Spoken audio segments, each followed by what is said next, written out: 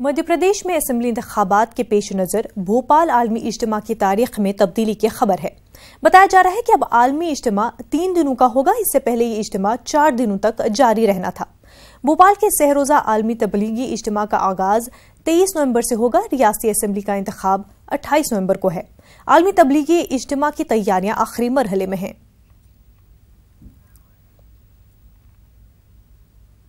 UP की योगी हुकूमत ने इमदाद याफ्ता दीनी मदारिस के तालीमी निज़ाम में फिर मुदाखलत की है।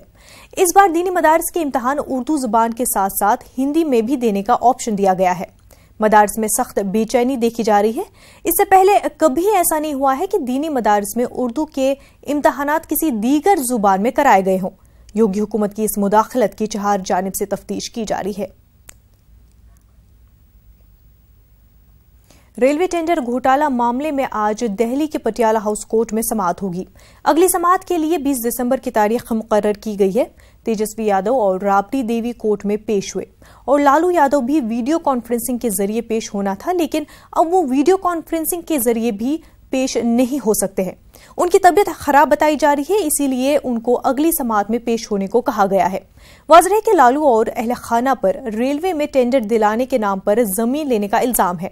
सीबीआई ने इस मामले में लालू, राबड़ी और तेजस्वी समेत 14 लोगों को मुल्जिम बताया है। ईडी ने राबड़ी और तेजस्वी की जमानत की मुखालफत की है। यूपी के साबिक वज़ीर आला अखिलेश यादव ने मध्य प्रदेश के धमुआ में इंतखाबी रैली से खिताब किया। उन्होंने पीएम मोदी को सख्त तनकीद का निशाना बनाया। उन्होंने कहा कि बीजेपी रियासतों में किसान भूखा मर रहा है।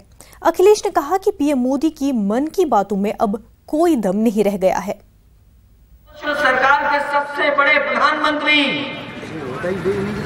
प्रधानमंत्री को देखो तस्वीर में तो कपड़े अच्छे दिखाई देते हैं, लेकिन बातें उनकी अच्छी नहीं हैं। रेडियो पे देखो मन की बात, इतने दिनों से लगभग लगातार कर रहे मन की बात, अब तो वो बकवास जैसी बात लगने लगी है। कोई मन की बात नहीं है उसमें।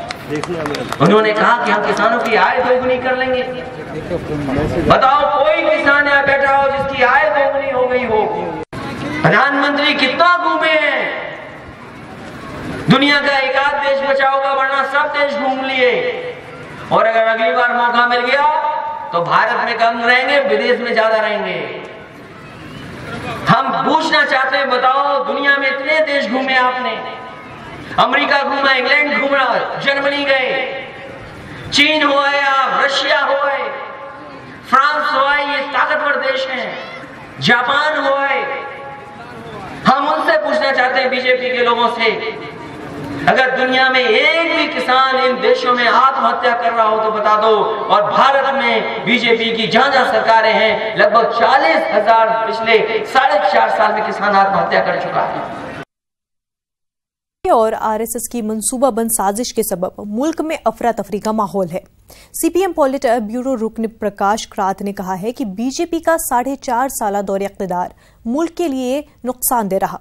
जमहूरियत की धज्जियां उड़ाई जा रही हैं, महंगाई में बेतहाशा इजाफा हुआ है, रुपए के कदर में कमी आ रही है। उन्होंने कहा कि बीजेपी और उसके पीछे काम करने वाली आरएसएस मुल्क को मजहब के नाम पर बांटने का काम कर रही है।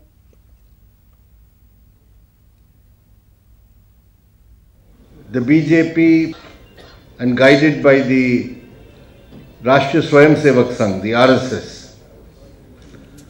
poses a serious threat to the secular democratic principles enshrined in our constitution.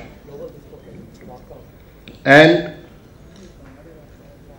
the aggressive pursuit of neoliberal policies and the Hindutva communal agenda of the RSS BJP combined